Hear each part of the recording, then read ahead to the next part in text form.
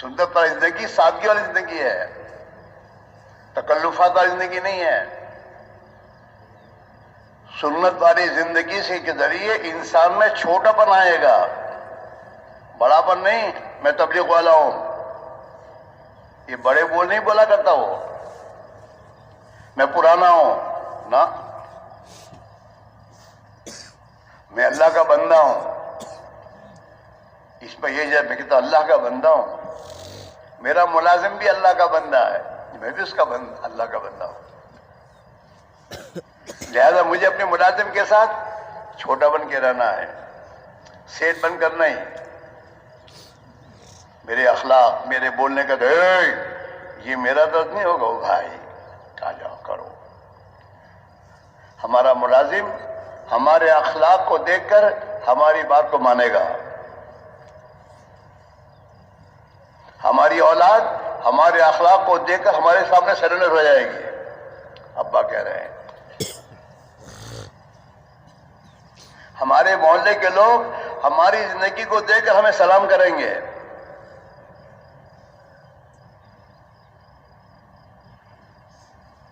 خوب کہنا اور ہے، خوب ہونا اور ہے۔ تبلیغ میں ہر دعوت کی محنت کرنے والے سے یہ بات کہی جا رہی ہے کہ خوب ہو کر زندگی گزارو۔ تمہاری تجارتیں اوروں کی تجارت جیسے نہیں ہونی چاہیے، امانت داری، سچائی والی، اپنے گاہکوں کے ساتھ اخلاق سے پیش آنے والی، اپنے بھائی اور اپنے گاہک کے ساتھ ہمدردی والی ہماری تجارت ہونی چاہیے۔ دنیا کمانے کا چکر مسلمان کا نہیں ہوتا، مسلمان تو اپنی دنیا میں بھی اپنا دین بناتا ہے۔ ہاں، ہمارے بڑے بزرگ کیا فرماتے ہیں کہ اپنی دنیا سے اپنی آخرت بناؤ تو ہو سمجھدار، عقل مند۔ اگر اپنی دنیا سے دنیا بنا کے مرو گے تو دنیا سے تو خالی ہاتھ ہو کے جاؤ گے، دنیا کیا کام تمہارے آئے گی؟ اس سے بڑا احمق کون نہیں ہے؟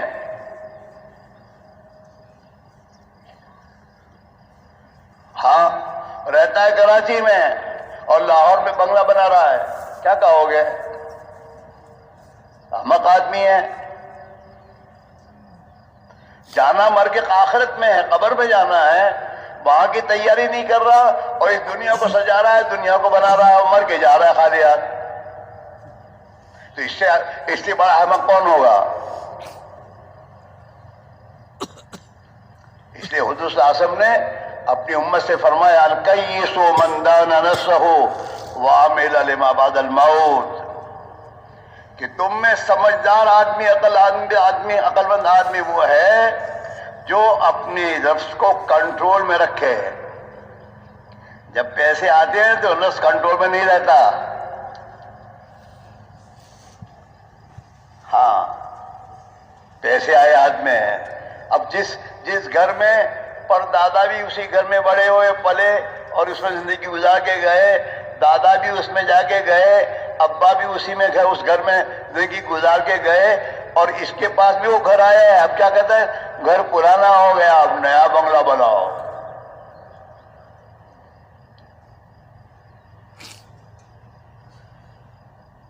اب اس سے سوچتی دوسری باتیں، گاڑی موجود، اچھی گاڑی ہے، گھر سے دکان پہ جانا ہے، دکان سے گھر پہ آنا ہے، کافی ہے، لیکن پیسے آ گئے، اب کھجلی ہوتی ہے، گاڑی بدلو،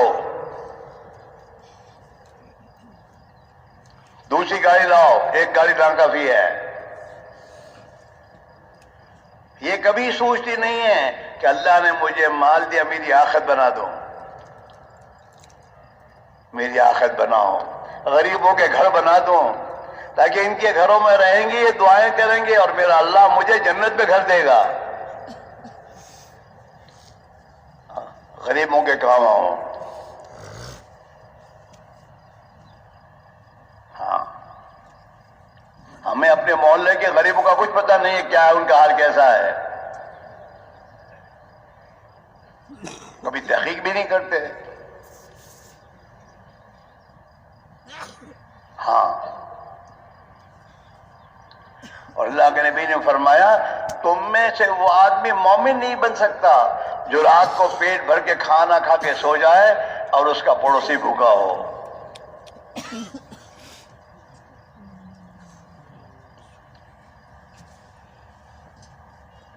الدین والنصیحہ، دین تو پورا پورا ہمدردی کا نام ہے. ہمارے اندر ہمدردی آئے، اپنے ملازمین کی ہمدردی ہم نہ ہو. ہم خود غرض نہ ہو، میرا کام کر، کام کرے گا پیسہ ملے گا جا، ایسی بات نہیں ہماری. ہمارے دلوں میں ہمدردی ہونی چاہیے اپنے ملازم کی. ہاں، عید آنے سے پہلے پوچھے ہم کہ بھائی کیا بچوں کی کپڑے سلائے تو نے؟ میرے بچے میرے ہیں، کیا اس کے بچوں کے دل، اس کے بچے کے بعد اس کے دل میں محبت نہیں ہوگی کہ بھائی گھر میں کیا حالات چل رہے ہیں؟ اور کہے گا سیٹ بھی بہت دنوں سے بیمار ہو رہی ہے اور یہ ہو رہا ہے. اب سیر کو رونا پڑے گا کہ یار میرے ملازم کے گھر میں اس کی بھی بیماری ہے، میں نے کبھی پوچھا بھی نہیں اور بیچارہ پریشانی میں زندگی گزاری اس نے. میرا اللہ کیا کیا جواب میں دوں گا؟ پڑوسی وہ بیمار ہے بیچارہ اور مجھے پتا بھی نہیں، اور میں اس بیچارے کی خیر خبر لینے گیا، چاہے وہ کوئی بھی ہو. اللہ کے نبی نے تو یہودی بچے کی، میرے دوستوں عیادت کے لیے آپ تشریف لے گئے ہیں. ایک یہودی کا بچہ نوجوان حضور کے پاس آتا جا رہتا تھا. اس نے کچھ دنوں سے وہ آنا بند ہو گیا، آیا نہیں. حضور نے پوچھا ارے وہ نوجوان آتا تھا وہ آتا نہیں، کیا بات ہے، کیا ہوا؟ اور ہمیں اپنے محلے کے مسلمانوں کا بھی پتہ نہیں ہے. ہم نے اپنے آپ کو ایسے بنایا ہی نہیں ہے کہ ہمارے محلے کا غریب بے جھجک السلام علیکم کہ ہمارے پاس آگے بیٹھے.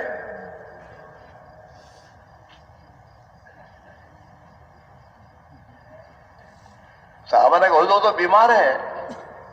اچھا چلو اس کی عیادت کے لیے جائیں گے. تو حضور اپنے صحابہ کو لے کر اس کے گھر گئے عیادت کے لیے اس بچے کی.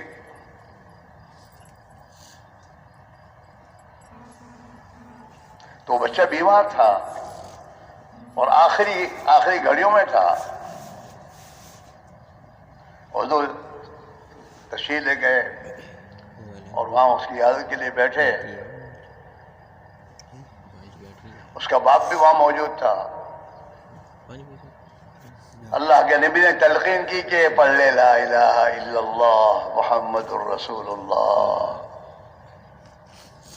اس وقت بھی اللہ کے نبی کو یہ فکر ہے کہ دنیا سے ایمان کے ساتھ جائے تاکہ جہنم کی آگ سے بچ جائے.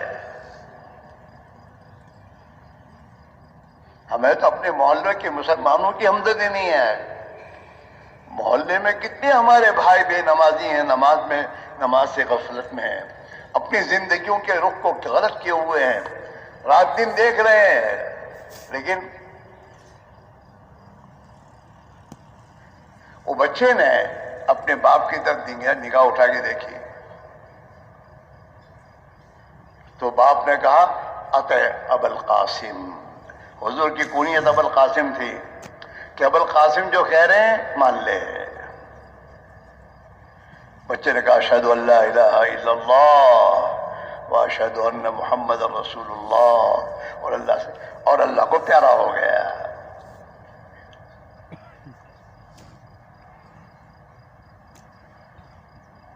اصل تو دعوت کی عظیم محنت کا مقصد یہ ہے ہماری زندگی میں پیارے نبی کی مبارک زندگی، آپ والے اخلاق، آپ والی ہمدردی، خدا کی مخلوق پر رحم کھانا، یہ ہماری زندگی میں دن بدن آ رہا ہو، جو ہمیں چین سے گھر میں بیٹھے نہ دے. پھر 2.5 گھنٹے 8 گھنٹے کا مسئلہ نہیں رہے گا.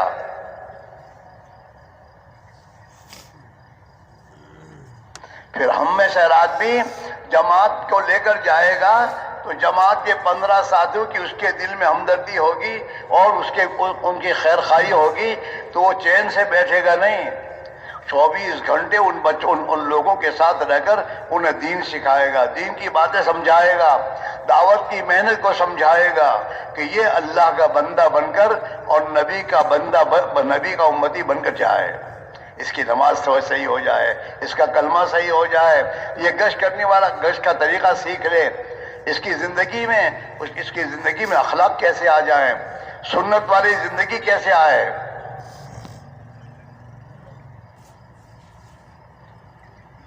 تعلیم کر کے چھٹی نہیں دے دے گا، وہ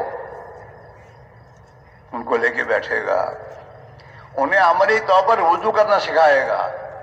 اپنی جماعت میں عالم دین ہے تو ان عالم دین کے پاس بیٹھ کر ان سب کو فارغ وقت میں دین کی باتیں، سنت طریقے، کھانے کے پینے کے، 24 گھنٹے کی زندگی سنت پر گزرے اور یہ 40 دن سنت کے مطابق اپنی زندگی گزار کر اپنے گھر جا رہا ہو۔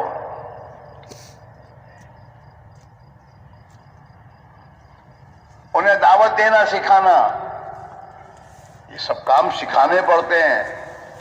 ہاں، جو ذمہ دار ہوتا ہے جماعت کا، وہ تو میرے بھائیوں اسے تو چین سے نیند نہیں ہوتی۔ ہاں،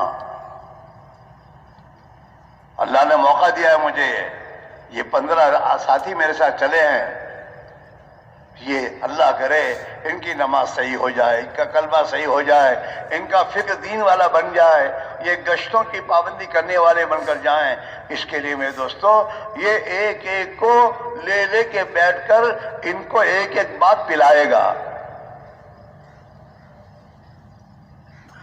اور رات کو اٹھ کے خدا کے سامنے روئے گا، انہیں قبول کروائے گا۔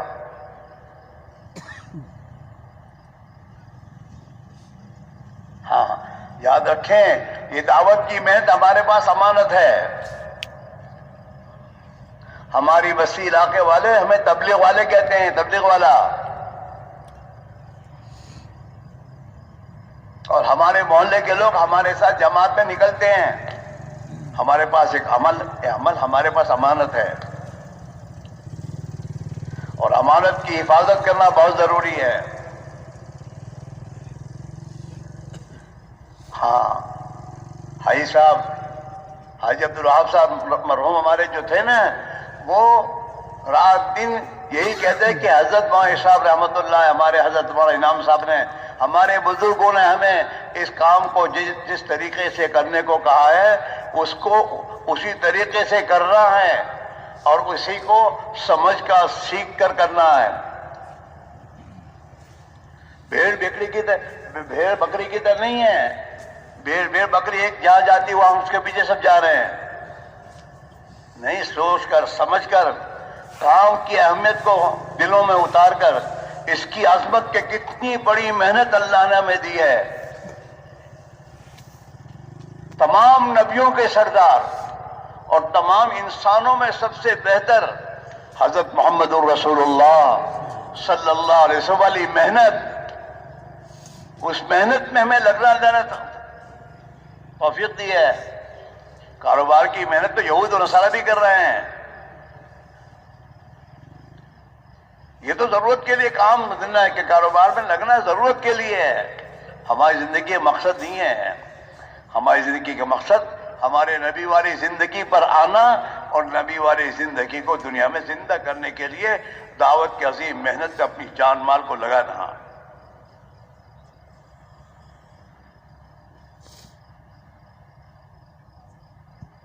ہاں، اپنی ذات سے شروع کریں گے۔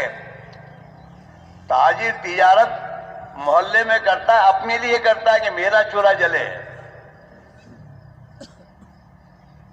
مجھے کیا ملے گا، یہ سوچتا ہے وہ۔ دعوت کی عظیم محنت میں لگنے والا سب سے پہلے اپنا سوچے گا، میری زندگی میں دین کتنا آیا، میری بری عادتیں کتنی چھوٹی، میرے کاروبار میں سے خدا کی نافرمانیاں نکلی نہیں نکلی، میں اپنے بیوی بچوں کی دینی تربیت کر رہا ہوں نہیں کر رہا ہوں، کہ میری بیوی بھی اوروں کی بیویوں کی طرح بے پردہ گھوم رہی پھر رہی ہے، اور میرے بچوں اور میرے محلے کے بھائیوں کے بچوں میں کوئی فرق نہیں ہے۔ یہ بات نہیں ہے. ہر خروج ہم جب بھی نکلیں اور نکلنے سے ہمارے ایمان میں ترقی ہونی چاہیے. ہماری زندگی میں ہماری زندگی نبی کے سنت طریقے پر آنی چاہیے. ہماری سوچ اور ہمارا فکر نبی والے سوچ اور فکر سے بدلنا چاہیے.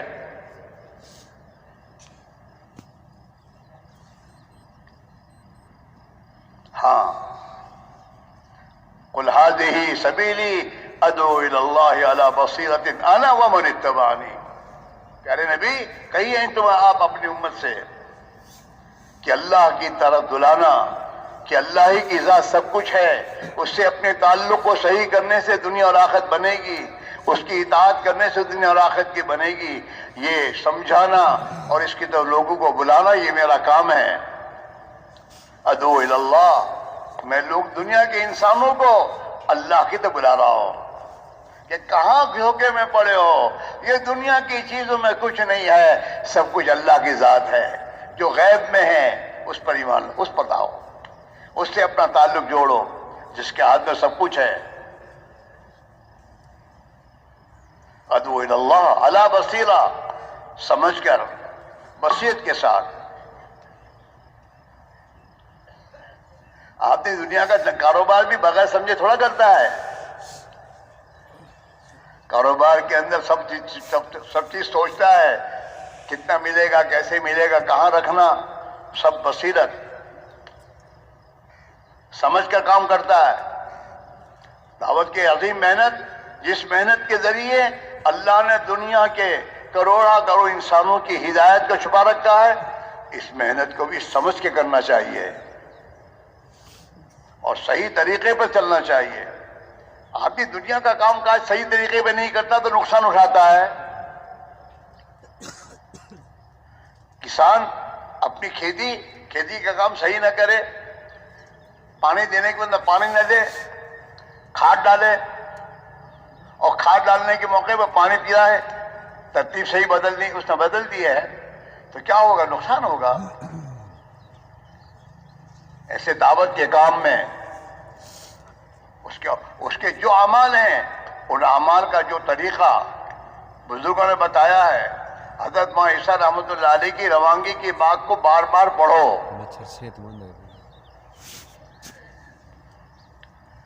حضرت جماعت کو روانہ کرتے تھے نظام الدین میں، 2-2.5 گھنٹے حضرت جماعت کو اللہ کی راہ میں نکل کر کیا اعمال کرنے ہیں اور کیسے کرنے ہیں یہ سمجھانے میں 2-2.5 گھنٹے لگاتے تھے. تعلیم کیسا کرنا، گشت کیسے کرنا، وصولی کیسے کرنا، تشکیل کیسے کرنا، اپنی نماز کو صحیح کرنا، نماز کو صحیح کرنے کی محنت سمجھاتے تھے. ہر چیز جماعت میں نکلنے والوں کو ایک ایک چیز سمجھاتے تھے. ابھی جماعت پہ تم جا رہے ہو میرے بھائیوں، تمہارے پاس تمہارے اوپر بہت سی نمازیں قضا ہے کہ دیکھو اب وہاں کوئی کام نہیں ہے دنیا کا، اسی کام میں جا رہے ہو. جہاں تمہیں وقت ملے تو وقت نکال کر اپنی قضا نمازیں کرنا، اپنی نماز سیکھنا. ایک ایک چیز کو سیکھنے کی ترغیب دیتے تھے. ہاں، ایک مرتبہ حضرت نے روانگی کی اور روانگی کر کے دعا کر کے حضرت کو اطمینان نہیں ہوا کہ یہ مجمع میری بات پورا سمجھ نہیں پایا ہے. تو حضرت وہاں سے روانگی کر کے منشی جی جو ہمارے ذمہ دار تھے مرکز کے، ان کے پاس حضرت نے کہا کہ منشی جی یہ آج جو جماعتیں جا رہی ہیں ان کو آج روانہ مت کرنا، انہیں کل پھر دوبارہ میں سمجھاؤں گا. ابھی مجھے ایسا معلوم ہو رہا ہے سمجھے نہیں ہیں. دوسرے دن حضرت نے اس مجمع کو روکا نظام الدین میں، اور دوسرے دن پھر روانگی کی بات سنائی، سمجھائی.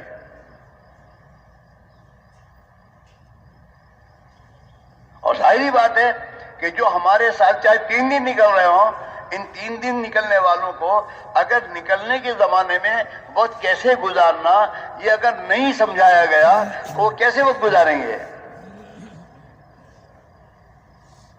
ہمیں بھی سمجھنا ہوگا. ہمارے یہاں 7 مہینے جا رہے ہیں, وہ 7 مہینے جا رہا ہو, 4 مہینے جا رہا ہو, 3 دن جا رہا ہو, 3 دن بھی ہمارے نزدیک اتنے اہمیت رکھتے ہیں جتنا 4 مہینے رکھتا ہے. آدمی 3 دن سے تو 4 مہینے پر جاتا ہے. اکثر ہمارا مجمع وہ ہے جو 3 دن پہلے نکلتا ہے اور اس کے بعد اللہ اس کو سمجھ دیتے ہیں, پھر چلے میں جاتا ہے, 4 مہینے میں جاتا ہے, 7 مہینے میں جاتا ہے, سال میں جاتا ہے, بیرون میں جاتا ہے. ابتدا تو 3 دن سے ہے, لیکن 3 دن سے ہی گزروایا نہیں آپ نے. آج ہمارا حال ہی ہے, 4 مہینے کی جماعت کو تو 4-5 مرتبہ لے کے بیٹھیں گے بات سمجھانے کے لیے, اور 3 دن کی جماعت کو سر یہ کر لینا, یہ کر لینا, چلو. 3 دن کی جماعت کو بھی روانگی جیسے 4 مہینے کی جماعت کو آپ سمجھاتے ہیں, ایسے سمجھا کر پوری بات پلا کر, اور جو امیر ہے اس امیر کو ذمہ داری سمجھا کر اب یہ جماعت 3 دن جائے. یہ آدمی 3 دن کے دوران میں جتنی اپنے اصول سے وقت گزارے گا اور سمجھے گا, یہی 4 مہینے چلے جائے گا تو صحیح وقت گزارے گا.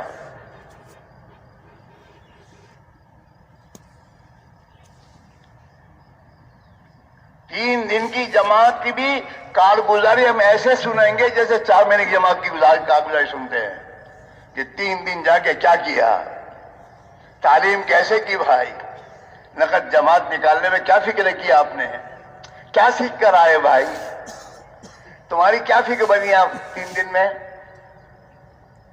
اب تمہیں گھر جا کے کیا کرنا ہے, پوری بات سمجھانا کہ بھائی دیکھ, اب تم گھر جاؤ گے نا, تمہارے ماں باپ تمہیں تبلیغ والا سمجھ کر یہ سوچیں گے کہ میرا بچہ کتنا صحیح ہو کے آیا ہے.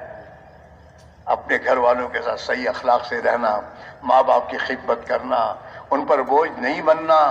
ہاں, جو تم سیکھ کر آئے ہو وہ اپنے بھائی بہنوں کو گھروں میں بیٹھ کر سکھانا, محلے والوں کو سلام کرنا, محلے والوں کے ساتھ ہمدردی کے ساتھ رہنا. واپسی میں یہ تمام باتیں سمجھا کر اس کی ذمہ داری اور اس کا نفع اور نہ کرنے پر کیا نقصان ہوگا یہ سمجھا کر پھر انہیں روانہ کرنا.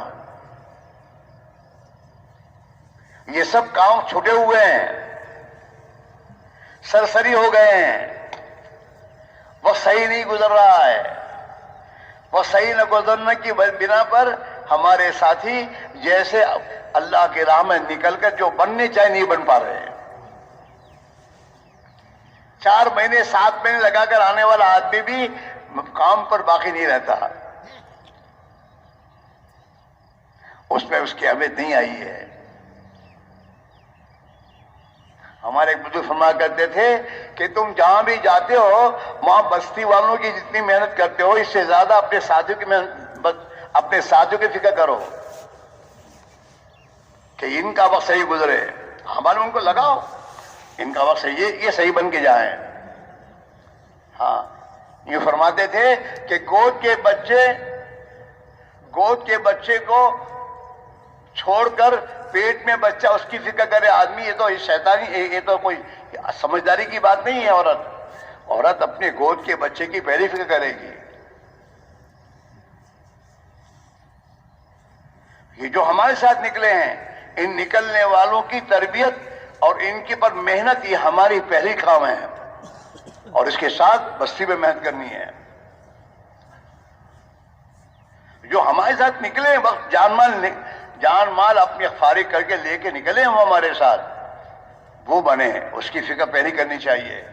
اور انہیں دعوت سکھانا, فکر کے معنی یہ ہیں, انہیں دعوت سکھانا, گشت سکھانا, انہیں نماز صحیح کرانا, انہیں دین کا فکر ان میں پیدا ہو, ان میں اپنی ذمہ داری کا احساس پیدا ہو, اور یہ ذمہ داری کو سمجھ کے جائیں.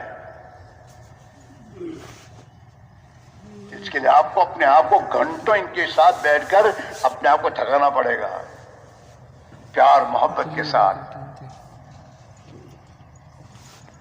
ہاں, ماں جو ہے گھر میں ماں ہوتی ہے نا, وہ ماں اپنے ایک ایک بچے کے ساتھ اور خاندان کے ایک ایک فرد کے ساتھ یہ اللہ کی بندی قربانی دیتی، ان سے جھیلتی ہے، جس کی بنا پر بچے سب ماں کے ساتھ جڑ جاتے ہیں، اس کی سنتے ہیں ماں کی، کیوں کہ ماں ہر لائن کی قربانی دیتی ہے۔ جو امیر اپنے ساتھیوں کے لیے قربانی دے گا اور انہیں دین سکھائے گا اور انہیں اعمال دعوت سمجھائے گا اور ان سے اس امیر کی محنت پر انہیں کچھ ملے گا تو یہ زندگی بھر نہیں بھولیں گے۔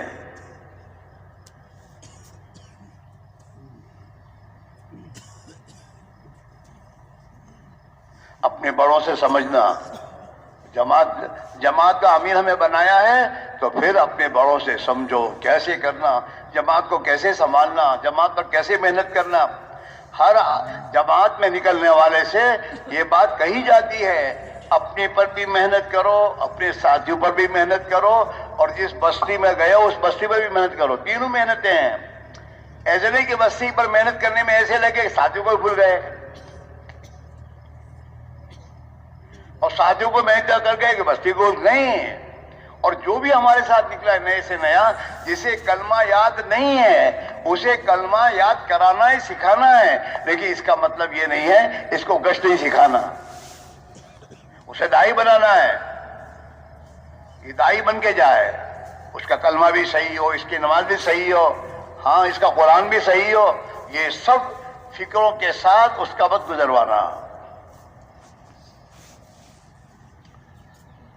آپ حضرات ذمہ دار ہیں علاقوں کے، جماعتوں لے کر آپ کو جانا پڑتا ہوگا، امانت ہے ہمارے پاس۔ ہمیں ایک زمانے میں کارگزاری میں جماعتوں کے امیروں کو نظام الدین میں الگ لے کے بٹھایا جاتا تھا، روانگی کے بعد پھر بھی، اور ایک آدمی ایک ذمہ دار لے کے بیٹھتا تھا اور سمجھاتا تھا، دیکھو بھائی یہ جو تمہارے ساتھ چل رہے ہیں ان کی جان اور مال سب تمہارے پاس امانت ہے، ہاں ان کے اوقات صحیح گزرے، ان کی جان مال جس مقصد میں نکلے ہیں اس مقصد کے حاصل ہونے میں لگنی چاہیے، یہ تمہاری فکر ہونی چاہیے، ہاں ان کا وقت ان کا مال تمہارے پاس امانت ہے، تم محنت کرو گے یہ بن کر آئیں گے، یہ زندگی میں محنت کریں گے، اس کا ثواب خدا تمہیں دے گا، یہ سمجھاتے تھے۔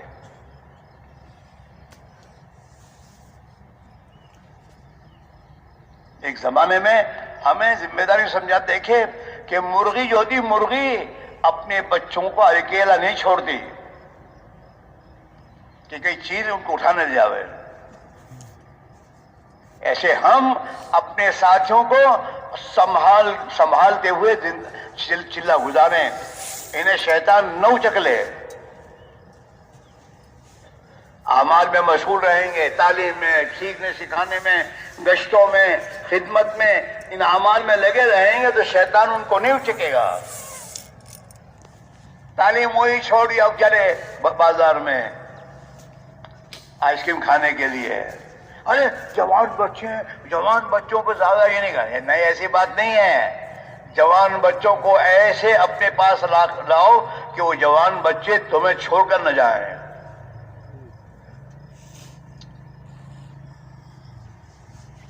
جوان بچے کے معنی تھوڑا کہ ان کے اوقات ضائع ہو جائیں،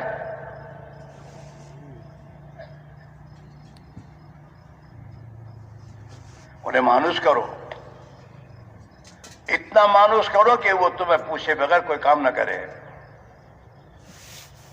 اور ان کے ساتھ ایسے رہو کہ وہ سمجھے یہ ہمارے اپنے، وہ ہمیں اپنا سمجھ رہے ہیں۔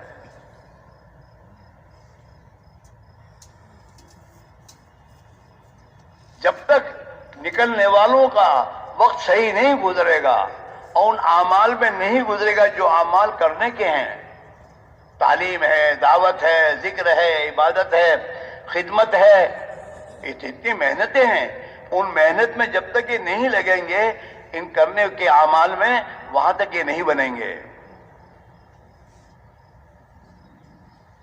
ہاں ہمارے بزرگ ہم کو فرمایا کرتے ہیں، چلے کے معنی 40 دن گزارنے کے معنی نہیں ہیں، چلے کے معنی 40 دن کے جو اعمال ہیں ان اعمال کو پورا کرنا،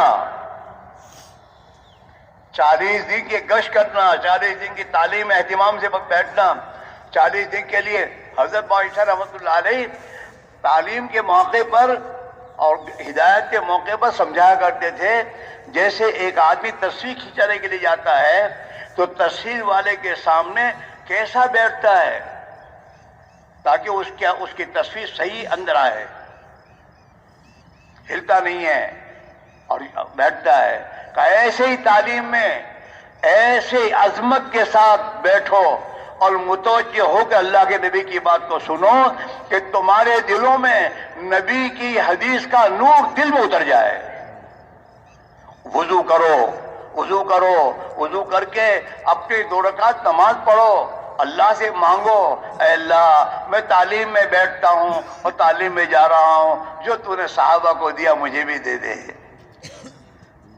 اللہ سے مانگو، پھر تعلیم میں بیٹھے، اور تعلیم میں اپنے پڑھنے والے کی طرف اپنی نگاہ کو جماؤ، ادھر مت دیکھو۔ ہاں، آج تو دنیا کے آفس والے، آفس میں کوئی جاتا ہے تو اس کو کہتا ہے موبائل باہر رکھو، اندر موبائل لے کے نہیں جان دیتا۔ وہ کیا مطلب، کیا ہے، کوئی وجہ ہے کہ اس کا نقصان کیا ہے؟ اور آج ہمارا بھائی چلنے میں جا رہا ہے، گھر موبائل رکھ کے نہیں جا رہا، اور رات دن موبائل میں لگا ہوا ہے، کیا لے کے جائے گا یہ؟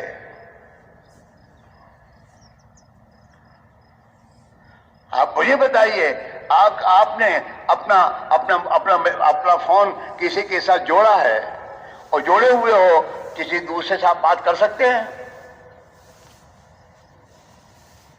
ایک سے تمہارا تعلق جڑا ہوا ہے، دوسرے سے تعلق تمہارا نہیں جڑ سکتا۔ جب ہمارا تعلق مخلوق سے کٹا ہی نہیں ہے، اللہ سے کیسے جڑے گا؟ ایک مرتبہ میں یوروپ میں کسی ملک میں گیا تھا، کچھ جوان میرے ساتھ جماعت میں نکلے تو میں نے دیکھا وہ جو